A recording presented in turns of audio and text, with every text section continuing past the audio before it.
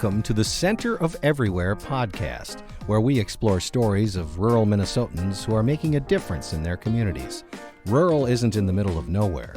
It is in the center of everywhere.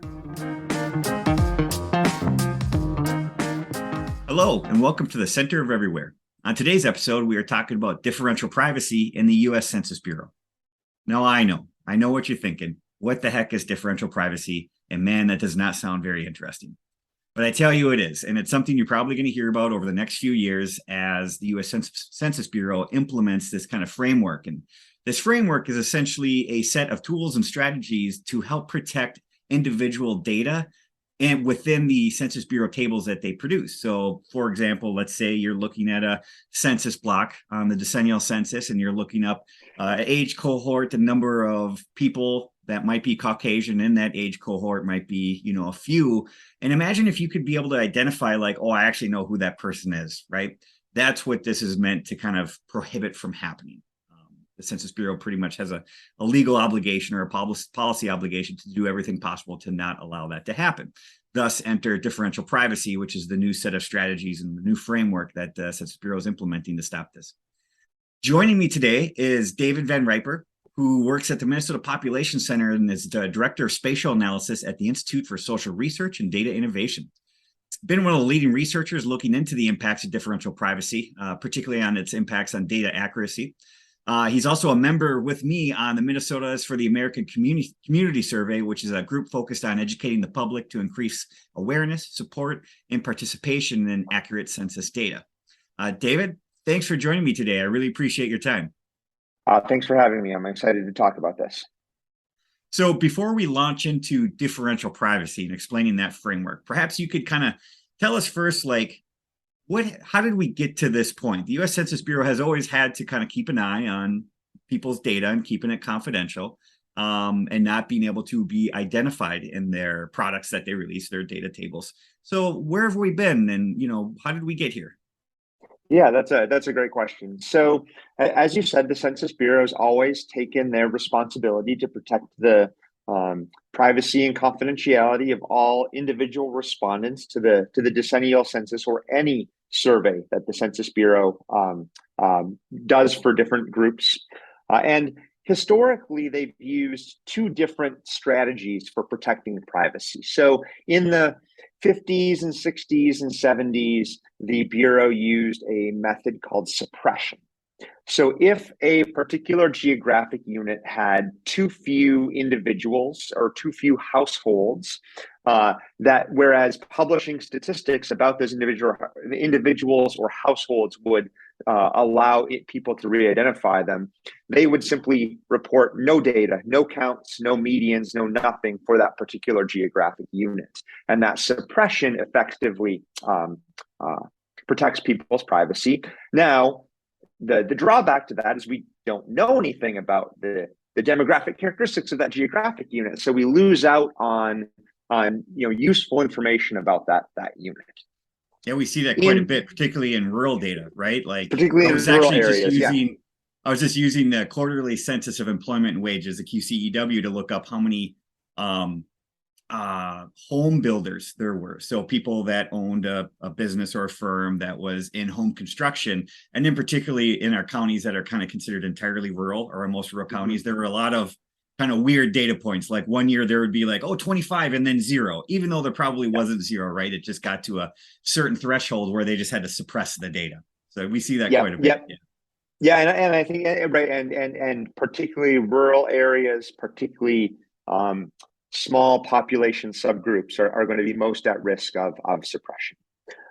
In the population censuses, starting in 1990, the Bureau adapted a new strategy because they were realizing and finding they had to suppress more and more data, making the decennial census less and less useful for researchers and policymakers.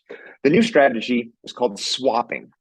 So in swapping, what they would do is they would identify households at risk of re-identification.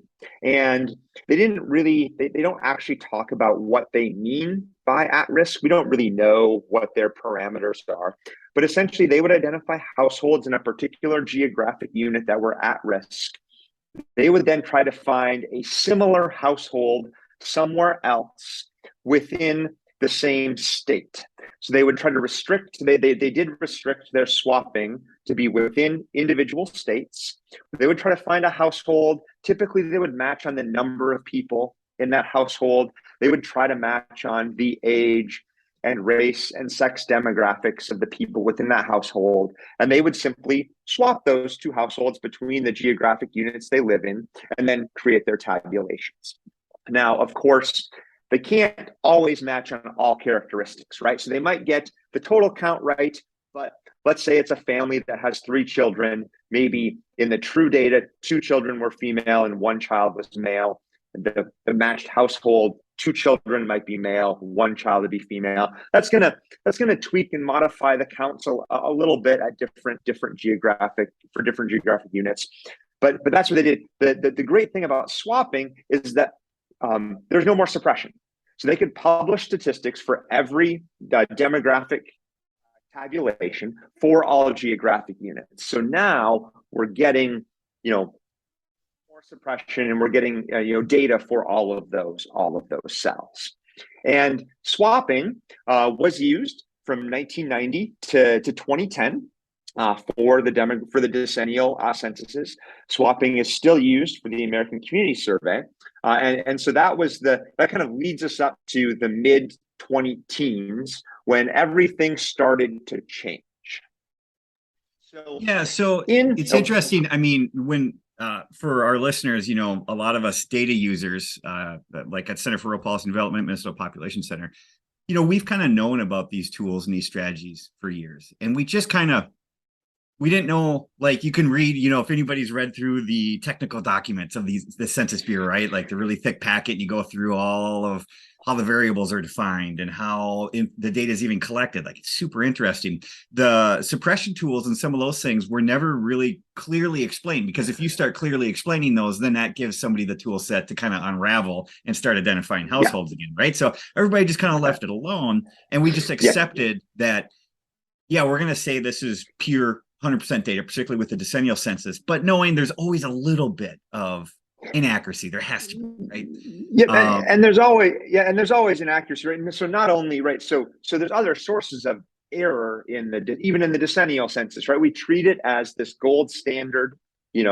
true count of the population, but we know, right, that not everyone gets counted in the decennial census, right? There's overcounts and undercounts of particular demographic subgroups.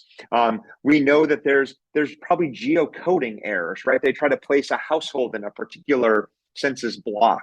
Well, there's uncertainty in the geocoding process. And so maybe a household is placed in the wrong census block solely because of inaccuracies in the geocoding data. So all of these are kind of sources of uncertainty.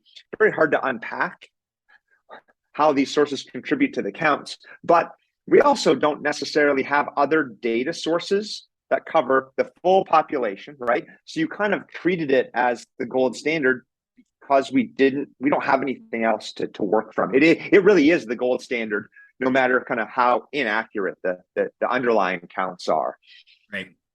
And there's always been in the kind of global scheme of things, there are nefarious actors, right, that would love to get their hands on identified data and be able to know more about people than they should know, right? Mm-hmm. And so I kind of, maybe it's a terrible metaphor, but right, one country comes up with a bomb, well, then the enemy country is going to come up with a bigger bomb. And so then you got to react and build a bigger bomb. And so you kind of have this evolution happening at the Census Bureau where they're coming up with new strategies, and our computers are getting faster. Our algorithms are becoming more sophisticated.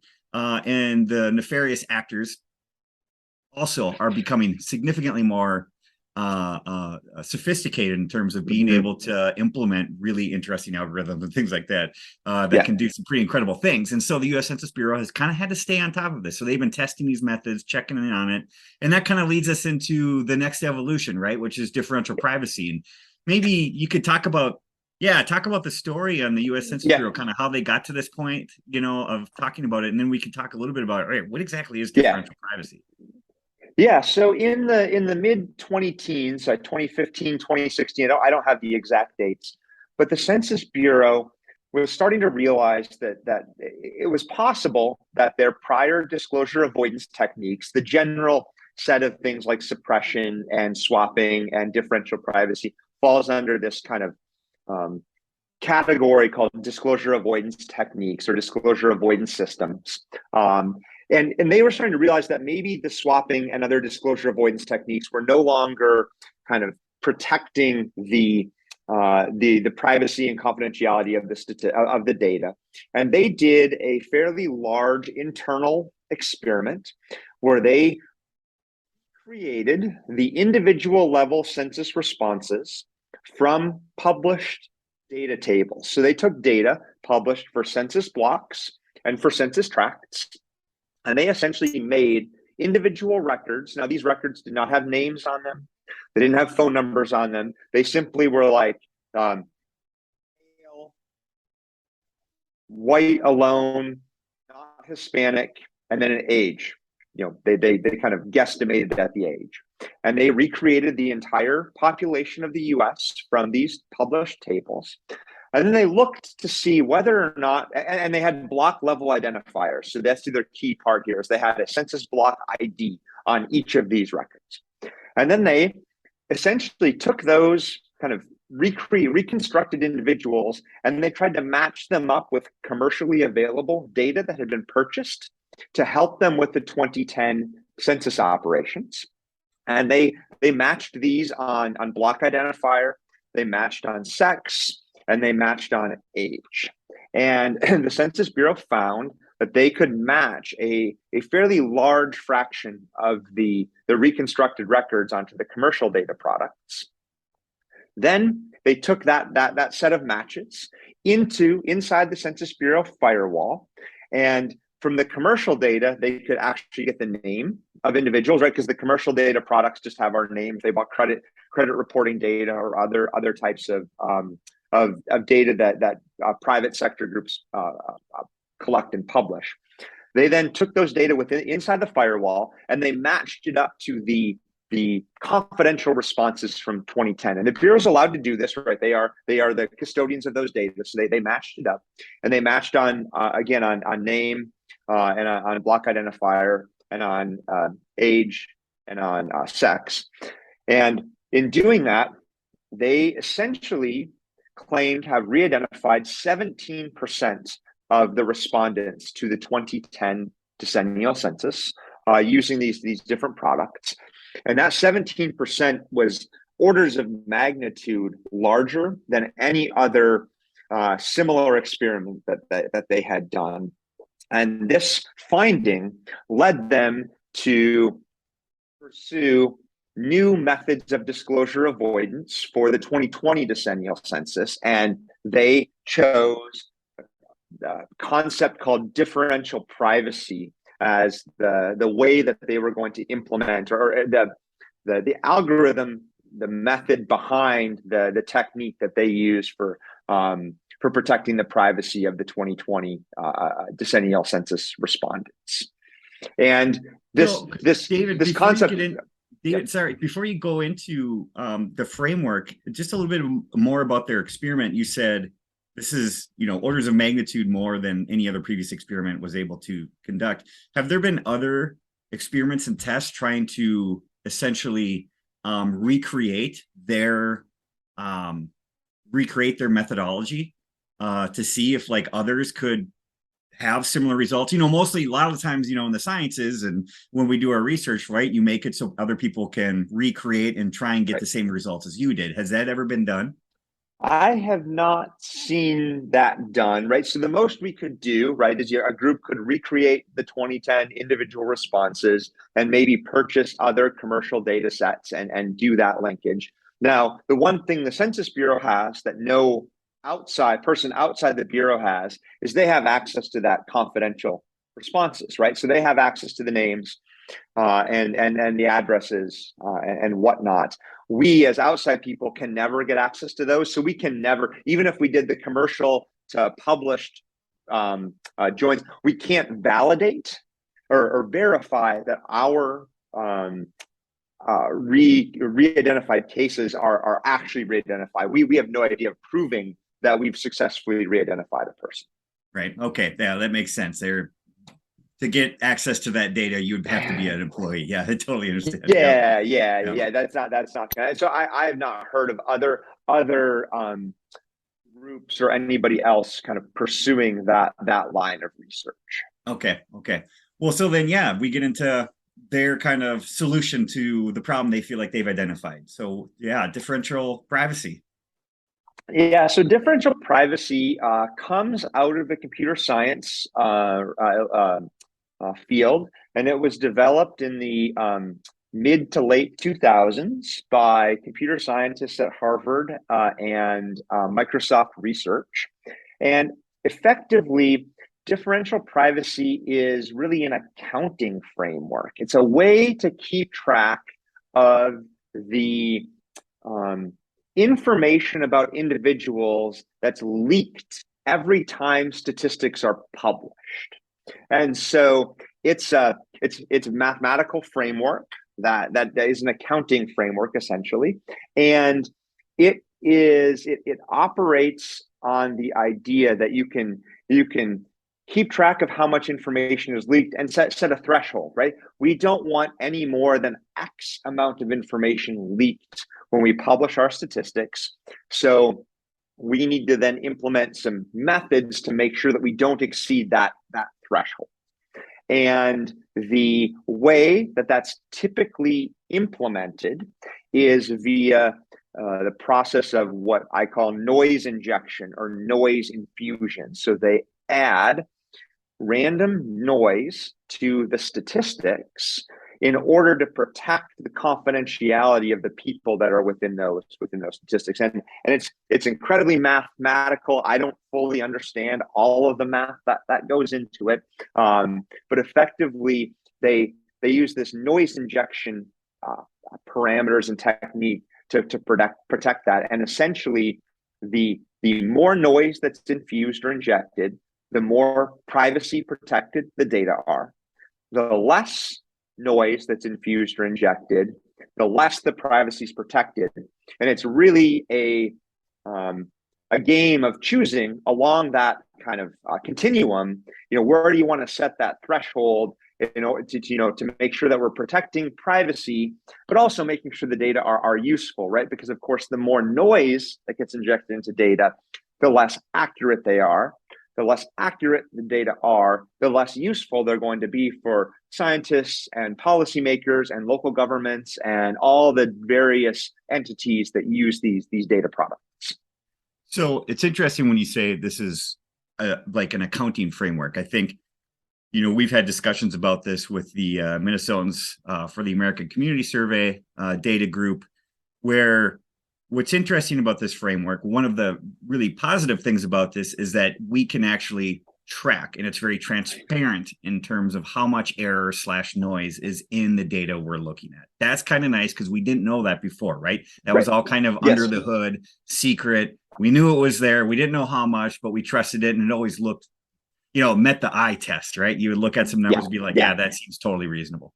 But now with this framework, like you said, we have all these parameters, these levers that we can essentially push and turn and turn knobs to make it less accurate, more accurate, and go with that trade-off of like, it might be less accurate, but it's more protected versus, more accurate, but less protected. And so that's a tough trade-off. And I think right now, just from the conversations we're having, it seems like the Census Bureau right now, that's where they're at, is like, let's figure out these parameters. Can we do this together? And that's some of the work you've been kind of looking at and leading on for Minnesota. Is that correct? Yeah. So essentially one of the new things about this is all of these decisions, all these parameter settings have to be made, right? So the Census Bureau essentially has to say, we are going to protect census block level data more than we're going to protect tract level data. So we're going to make block data less accurate, but we're going to make tracts or counties more accurate. That has to be decided upon before the algorithm is ever applied to the data. So we have to foreground all of these decisions and deal with all these trade-offs. So the Census Bureau is out there talking to, a wide variety of stakeholders. They talk to the National Congress for American Indians about what this means for the tribal groups in America. They talk to the various state agencies who use these data. They talk to the Centers for Disease Control who use these data. And essentially the Bureau has to take in all the feedback, right? All the groups that want my geographic unit or my demographic characteristic, age or sex or race to be super accurate. And they have to balance all of these trade-offs against one another to come up with this final set of parameters that will then be applied to the final published statistics. So we here at the Minnesota Population Center for the last 3 years have done a lot of work analyzing and providing feedback on what the Census Bureau calls demonstration data. So what the Census Bureau has been doing is they've been publishing data sets where they've applied this new method to 2010 decennial census data and publishing those statistics so that we can compare those with the that were actually published for 2010. And we can then compare, okay, I have a count for, Kandiyohi County from the 2010 decennial census. I have a count for Kandiyohi County from one of these demonstration products. How much does it differ? What threshold, right? Is it a 5% difference, a 10% difference, where I'm going to start to really question the accuracy and utility of those data? And we've been both processing and disseminating these demonstration products, as well as trying to analyze what this means for the 2020 census when it comes out. Yeah. And so how are you feeling about the findings? So what happened, and so let's talk about how this has gone over the last 3 years. So the Bureau published their first demonstration product in fall of 2019, and they've subsequently published 7 additional products. And over time, they've changed 2 different dimensions. So at first, they had a fixed amount of what they call the privacy loss budget. This is how much the data can be modified. And for the first kind of 6 products, they kept that privacy loss budget fixed and just tweaked the parameter settings in the algorithm. And what we saw is in the first data product that came out, the user community, including us here at Minnesota, were incredibly critical. The data were highly inaccurate. We were seeing, counts that were off by 30, 40, 50% for cities in the US, which is not great, right? That puts very low confidence in this method and those data sets. Well, over time, the Bureau has modified the algorithm and tweaked a lot of parameters. And over time, we've seen the statistics between the demonstration products and 2010 kind of converge upon one another. We're seeing particularly for total population counts, the total population counts for cities and counties and census tracts are getting fairly close together, right? They're becoming more and more similar. But over time, the other thing that the Census Bureau realized is that this privacy loss budget they were using to kind of control that inaccuracy was far too small. Users were going to be unhappy with the accuracy and utility of the data if they kept it at that. So they have increasing that privacy loss budget by about a factor of 5 since they started working on the demonstration products. And that increase has really, I think, accounted for a large improvement in the accuracy of the statistics. The other thing that we've seen is that they've changed a lot of their algorithm, which is great. They've been responsive to people.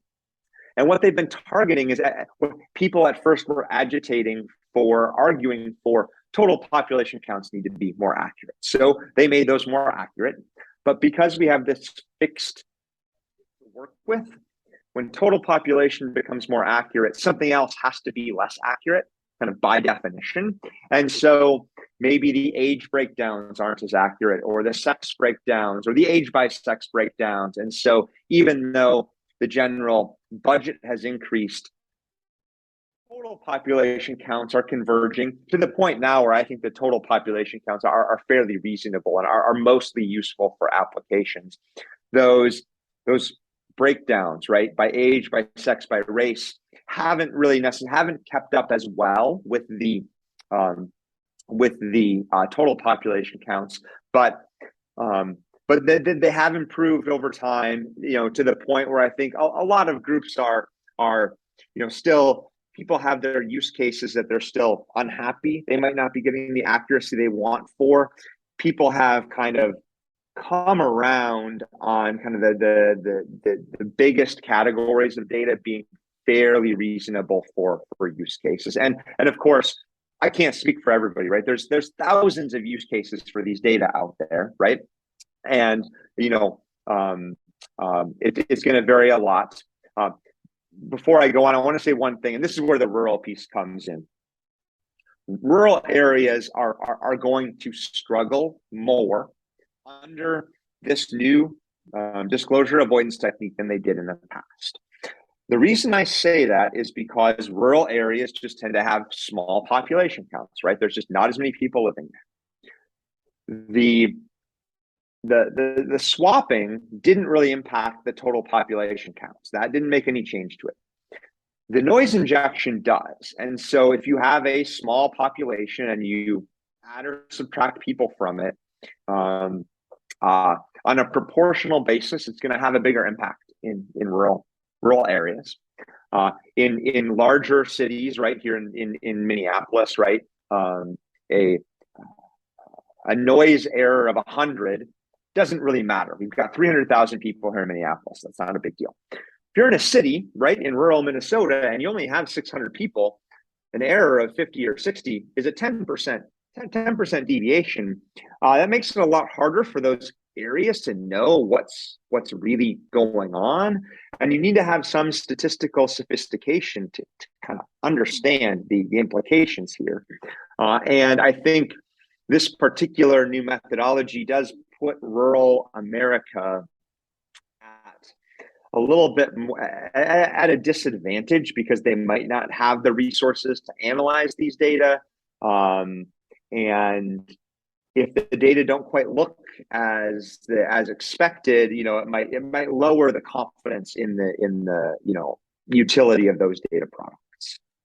One example I think that kind of grounds it a little bit is thinking about, we talk a lot about rural housing right now, kind of have a housing shortage. And so there's a lot of smaller communities kind of talking about, all right, let's maybe build some patio style homes for people that are older households that are in their single family homes. We kind of want them to move over to more transition housing.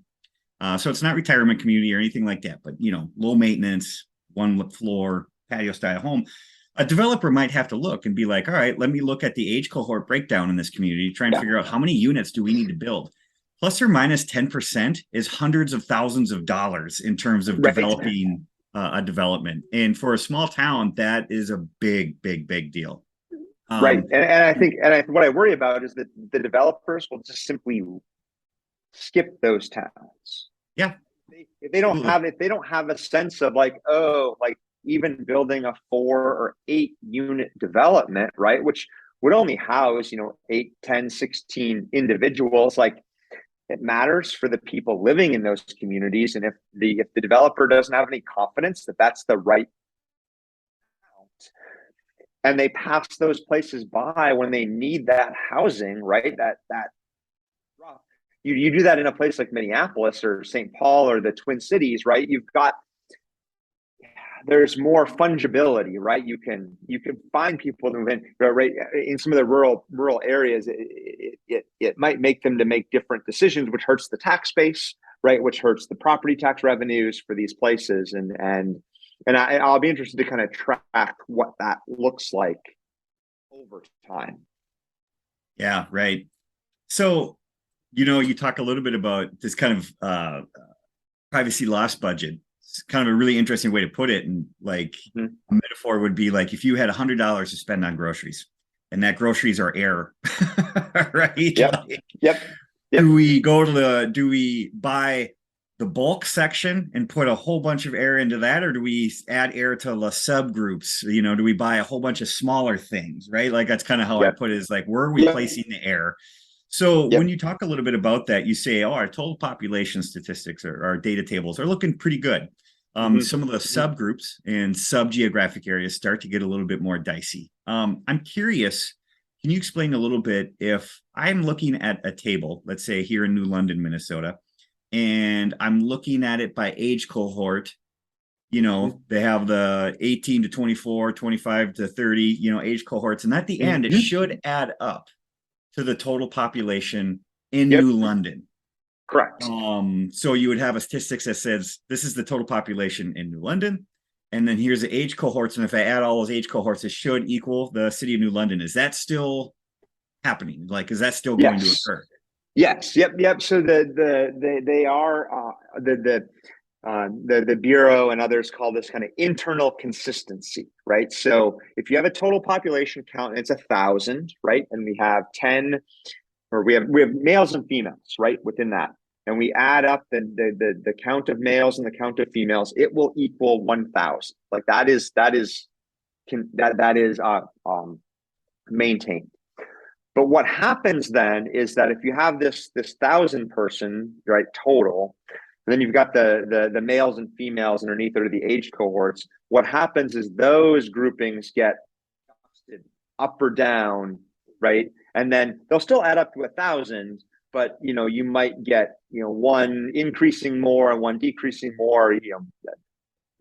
The net error is 0, right, between those two cohorts, the two groupings, but each individual cohort can vary by a decent amount from the true value. Yeah, and so essentially, what you would end up seeing is, in reality, you might have, let's say, 50 18 to 24-year-olds, but they add an error of 25, so it says 75. Right. But then 25 to 30, they got to make up that error of increasing 25. Somewhere. So they decrease that by 25, right? Like, and that's simple. It's not right. That's very simple. So what you would kind of end up with would be either spiky counts, right? Like something's high, but something's too low, or consistently, maybe for 3 age cohorts in a row, everything's a little too high, and then 3 cohorts in a row, everything's a little too low, right? But everything has to average out. But that's effectively what that. I remember looking at, there was a presentation I was looking at where they were talking about some of the analysis. And I remember one, if anybody's ever seen those population pyramids, right? So it's the age cohorts, and you got male on one side, female on one side. And it always ends up the data almost like if it would look like a pyramid, right? Like as you increase, you have less and less population. But what was interesting is if you did a subgroup, and I think this was, a Native American population in Southwest America somewhere. And like, there was these, like, it should look like a pyramid, and there was these jagged bars, just like out of crazy, like absolutely doesn't meet the eye test at all. And that was essentially some of that data being entered in somewhere else and taken away from somewhere else. And it just got weird, random stuff.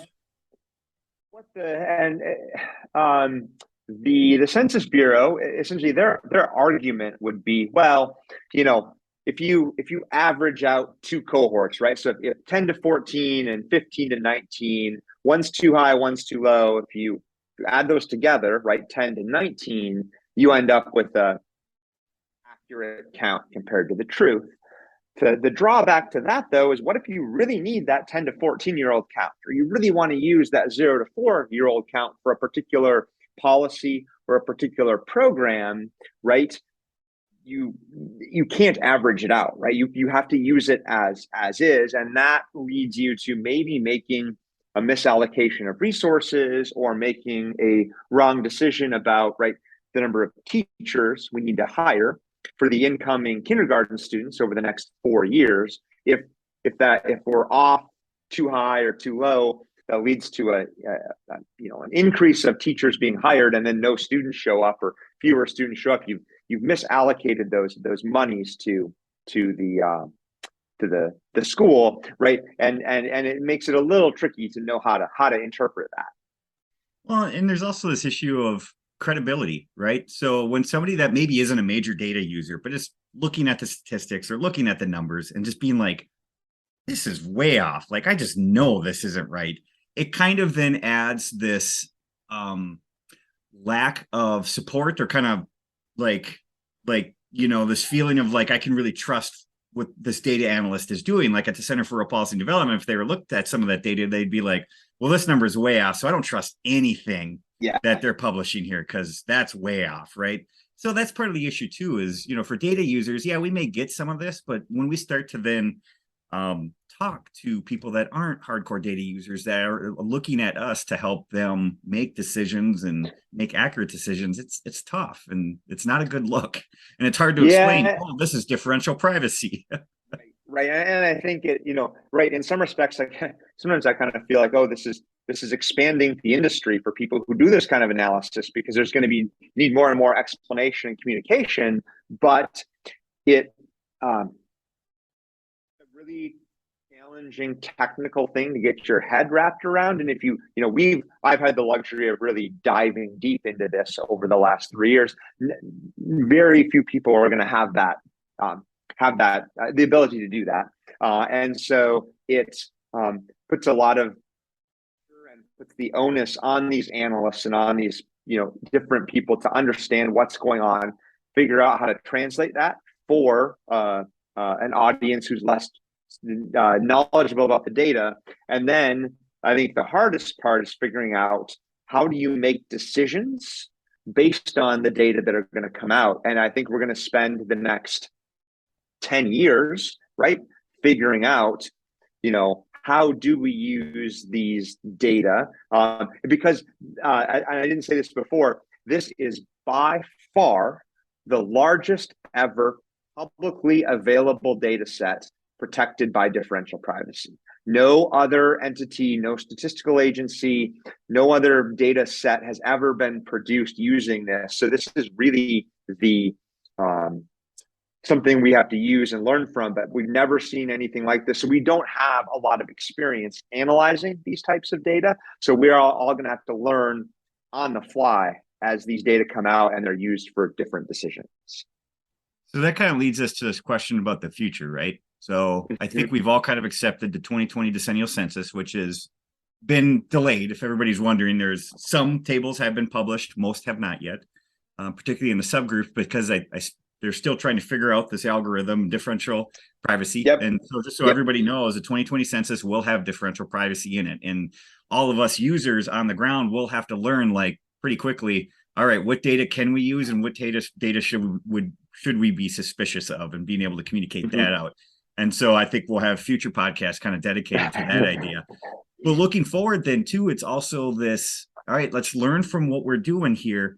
How do we make sure, because the Census Bureau said they would like to implement this even into the American Community Survey. So people maybe not super familiar, the U.S. Census Bureau has a couple different survey products that they do. The two main ones that we use quite a bit at the Center for Rural Policy and Development, obviously the decennial census, which everybody I feel like has pretty much knows about. But then there's the American Community Survey, which is one that we use a lot because it has all of the economic data and this really kind of granular information that the decennial census currently doesn't have. The decennial census is population and households and housing units. That's about it. Where with the American Community Survey, we can get a lot more information in terms of household income, median home income, the number of people working or employed, the industry and occupation they're employed in. This is very cool stuff.